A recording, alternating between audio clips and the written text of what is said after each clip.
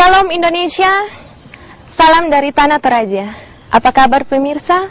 Pada kesempatan kali ini kita akan berbicara tentang kerukunan antar umat beragama, khususnya di wilayah Sulawesi Selatan dan Sulawesi Barat dan kawasan Indonesia Timur pada umumnya.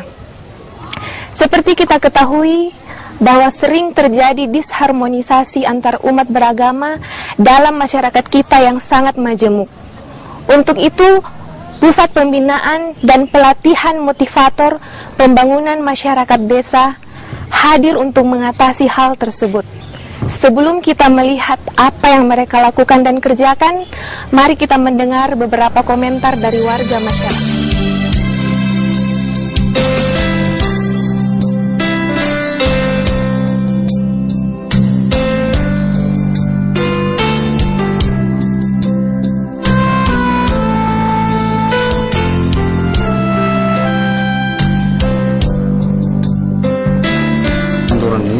Sangat pas karena mereka punya goal yaitu perdamaian sosial.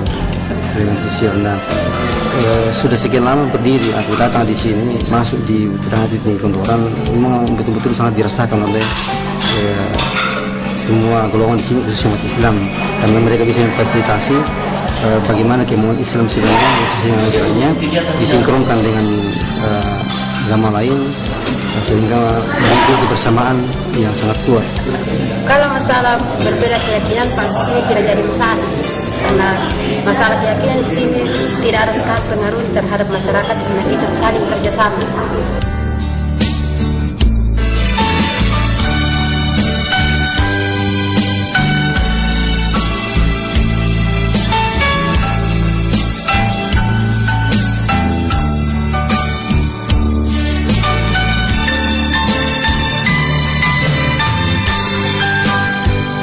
Kehadiran daripada subsentra di sini dari Kondoran itu sebenarnya memfasilitasi masyarakat di sini dalam hal kerjasama antara umat beragama, Pak.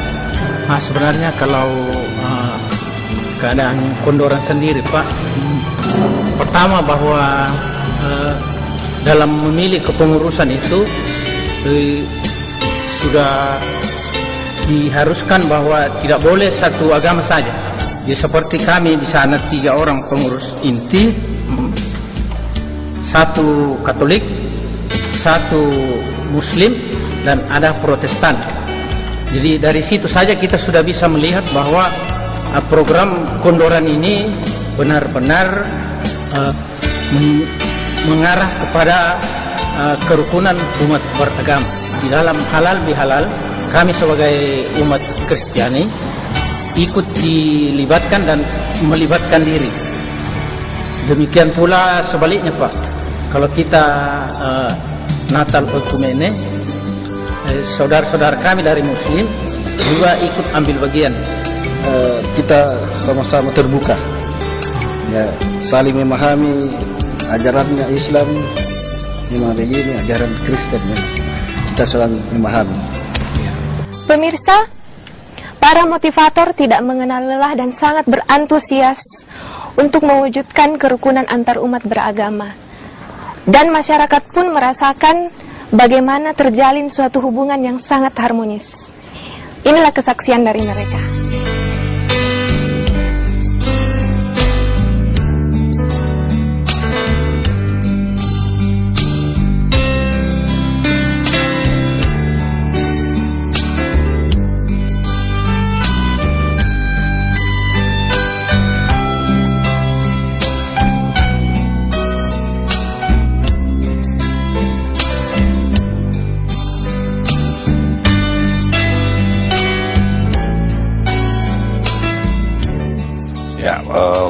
Program-program yang dilakukan oleh Pusat Pembinaan dan Pelatihan Motivator Pembangunan Desa di Kondoran ini adalah sarannya bagaimana di dalam masyarakat itu, sekalipun itu berbeda-beda mereka maupun agama maupun suku dan etnis itu, bagaimana biasa timbul satu berbagai kecurigaan.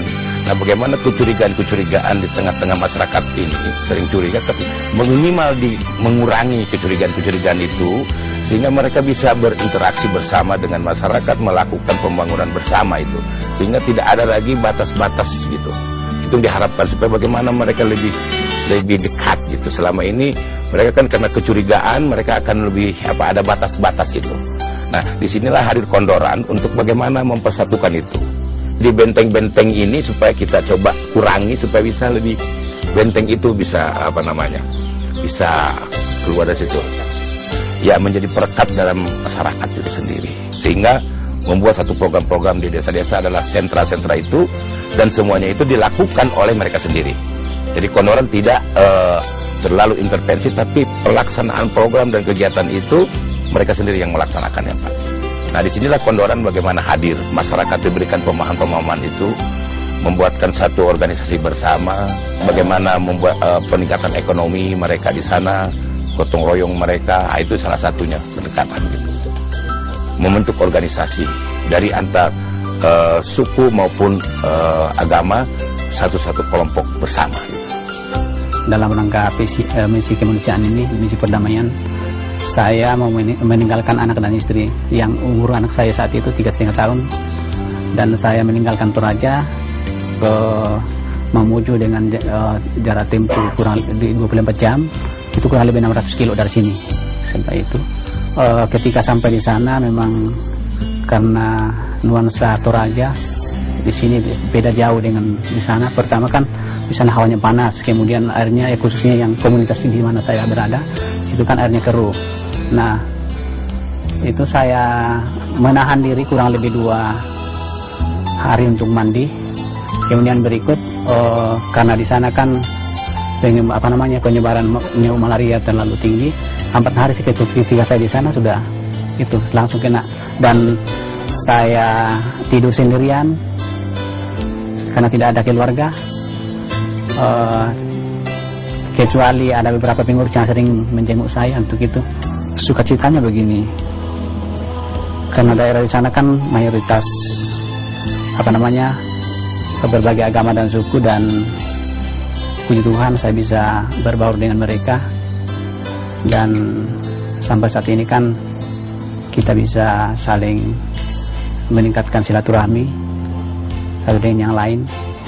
Itu ya, saya bersukacita juga karena teman-teman dari berbagai agama dan berbagai suku untuk saat ini, sampai saat ini ya saling berdampingan dalam berbagai kegiatan dan berbagai hal. Ya, kalaupun ada gesekan-gesekan kecil bisa diselesaikan dalam secara kekeluargaan. Ya, tidak jarang itu mau tingkat, kecuali mungkin tindakan kriminal itu.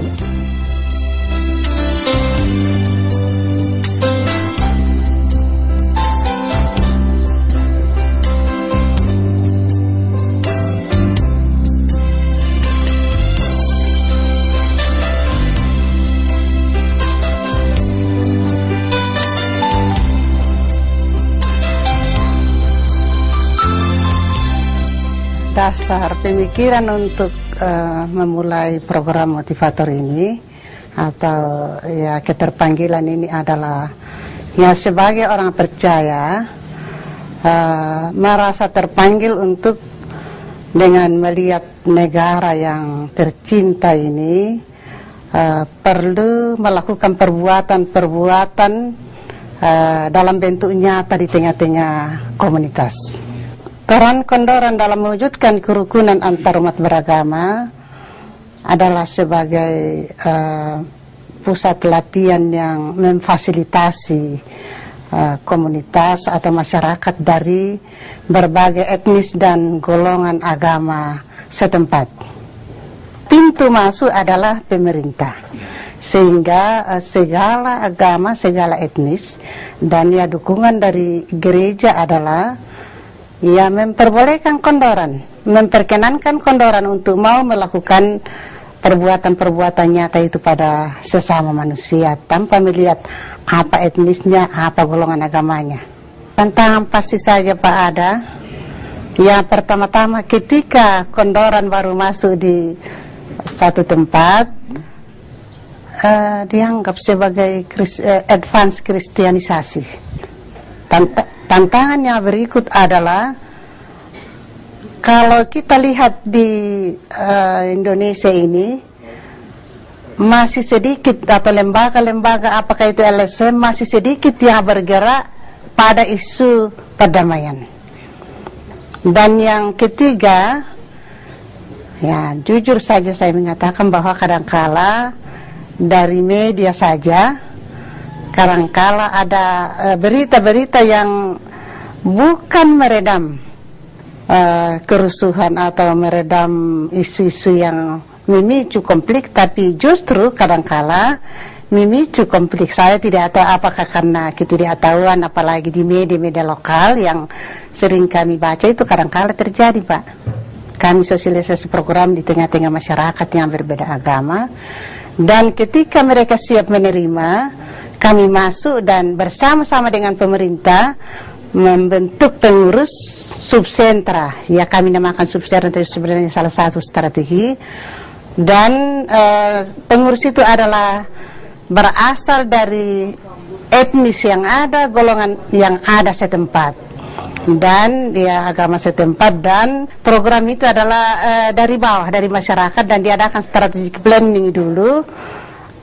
Kira-kira isu-isu apa yang perlu kita atasi, karena tentu tidak hanya dari program-program yang intinya perdamaian, tapi juga ada input ke arah goal, misalnya soal-soal ekonomi, pengelolaan emosi, pengelolaan konflik, halal bihalal, natal ekumene, dharma santi, dialog antar umat beragama, rekreasi juga dengan menghadirkan dari segala etnis dan golongan, jadi ada semacam persahabatan di antara mereka. Iya, sebenarnya dari ajaran Islam itu sendiri di dalam kitanya kan juga sudah jelas di situ, Pak, dikatakan litarofu, saling kenal mengenal. Ini berarti kan menunjukkan bahwa manusia itu harus saling kenal mengenal, tidak mengenal dari sisi agama. Oleh karena itu dari Islam itu sendiri sudah jelas harus menekankan tentang hidup rukun. Itu yang terjadi dalam agama Islam. Kemudian selain daripada itu, nah, Islam itu sendiri kan juga mengharapkan agar kita ini bisa saling tolong menolong, bantu membantu dalam kehidupan sehari-hari. Yang pertama itu kami terdorong dari memang ajaran kami. Yang kedua ada yang dikatakan toleransi beragama, sehingga mulai dari bahasa itu kita menyadari bahwa kita di dunia ini ada beraneka ragam agama. Dalam kitab Tripitaka, yaitu tentang Karania Metasutta, yang artinya kita harus mencintai semua makhluk yang hidup di dunia ini seperti mencintai anak kita yang tunggal. Nah, dalam hal itu apalagi manusia yang bentuknya sama, mempunyai keinginan yang sama, yaitu kebahagiaan. Kalau kebahagiaan itu bisa terwujud dengan cinta kasih, kenapa tidak harus kita lakukan sesama umat manusia? Banyak tantangan yang harus kita hadapi. Contohnya fanatisme yang jelas. Fanatisme sehingga menimbulkan diskriminasi antar kita, antar umat beragama, antar suku, bahkan antar golongan. Sehingga hal itu kalau tidak diatasi dengan adanya satu organisasi yang bisa memberikan fasilitas, memediasi antar umat beragama, maka hal itu tidak akan tercapai kerukunan antar umat beragama. Manusia sering berkelahi,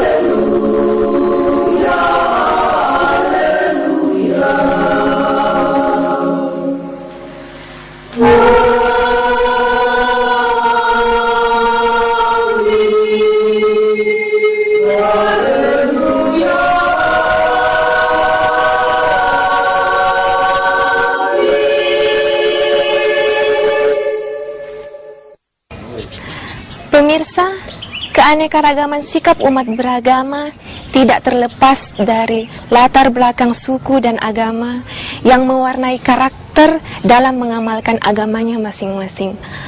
Bagaimanakah umat beragama mengamalkan kerukunan antar umat beragama dalam perspektif teologis? Injil Matius pasal 22 ayat 37 sampai 40 dikatakan, kasihilah Tuhan Allahmu dengan segenap hatimu, dan kasihilah sesama manusia seperti dirimu sendiri. Nah, inilah yang memberikan kita motivasi secara khusus gereja di tempat ini, yang satu merupakan satu refleksi teologis untuk kita nyatakan untuk kemaslahatan umat, supaya mereka semua merasakan kasih Tuhan. Dan saya rasa itulah wujud kepedulian gereja untuk masyarakat yang ada di sekitar di sini secara khusus, dan kepada seluruh umat manusia pada umumnya. Kita berusaha supaya tidak eksklusif di dalam hal-hal hanya mengkhususkan diri pada orang-orang yang Kristen, tetapi kepada semua masyarakat supaya boleh merasakan itu. Termasuk kita di sini adalah dari diakonia yang kita buat itu bukan hanya berkisar pada orang-orang yang menjadi anggota gereja, tetapi seluruh masyarakat yang ada di sekitar ini. Jadi kita di sini menghilangkan kesan supaya masyarakat bahwa tidak ada istilah kristenisasi, tidak ada embel-embel, tetapi kita sungguh-sungguh tulus untuk melakukan, dan itu dampaknya memang kita rasakan selama ada di sini. Jadi ada kebersamaan satu dengan yang lain, khususnya di dalam hal-hal yang menyangkut tentang persoalan-persoalan kemasyarakatan. Kondoran itu saya lihat ada banyak potensi yang masyarakat setempat yang plural tadi sangat nampak dalam hal agama, misalnya ya, ada Islam, ada Katolik, ada Protestan. Nah, saya kira kekuatan yang mereka miliki itu sebenarnya sangat potensial. Misalnya tadi disebut dalam percakapan di antara mereka, bagaimana mereka bisa membangun toleransi satu dengan yang lain yang sebenarnya mereka rasakan itu sudah ada. Nah, saya pikir ini sebagai salah satu hal yang benar-benar konkret. Mereka memanfaatkan kekuatan lokal itu, potensi-potensi lokal. Tadi tidak hanya pimpinan agama, tetapi ada masyarakat umum, ada guru, ada orang-orang yang memiliki kekuatan-kekuatan. Saya pikir penting sekali bagi mereka menjadi satu gerakan untuk pertama, bagaimana mereka bisa membawa keadilan, menampakkan keadilan di antara mereka. Karena itu sangat konkret yang disebut oleh seorang ibu dalam persekutuan mereka itu. Bagaimana sebenarnya mereka bisa membuktikan bahwa mereka sebagai umat beragama bisa melakukan hal yang sangat konkret itu. Jadi, nah, keadilan dalam rangka apa? Hidup bersama. Karena itu pendidikan itu tadi bisa dikembangkan. Apa yang kita katakan juga misalnya dengan kekuatan-kekuatan lokal, dalam arti bagaimana bisa mereka pelihara kekuatan adat itu sebagai satu ketahanan lokal untuk bisa memfilter, tapi juga tidak secara eksklusif memfilter apa pengaruh-pengaruh kekuatan-kekuatan politik yang kita tahu bisa saja itu menjadi satu pengaruh yang besar untuk mempengaruhi kebersamaan mereka, persekutuan mereka yang sudah sedang mereka lakukan. Dan saya kira itu bisa menjadi salah satu contoh dari kekuatan lokal yang sangat plural yang dimiliki oleh masyarakat di Kondoran. Saya sangat menghargai apa yang sudah sedang dilakukan oleh ibu-ibu, bapak-bapak di Desa Kondoran ya, dengan pertemuan-pertemuan bersama, dengan saling mengunjungi, dengan percakapan-percakapan tentang bagaimana Desa Kondoran ini bisa survive, bagaimana Desa Kondoran ini benar-benar bisa membangun satu ketahanan lokal. Ini luar biasa, dan itu yang sangat kita perlukan sekarang. Nah, kiranya semangat ini janganlah kendur. Apapun pengaruh yang akan datang, terutama bukan soal teknologi dan komunikasi saja, tetapi terutama soal-soal yang berkaitan dengan kepentingan politik.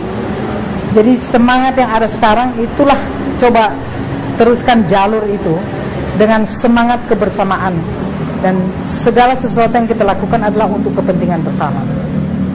Kerukunan antar umat beragama merupakan impian setiap orang yang merindukan kedamaian dalam hubungan antar sesama dalam kehidupan sosial. Semoga hal ini terwujud. Sampai jumpa minggu depan. Shalom Indonesia.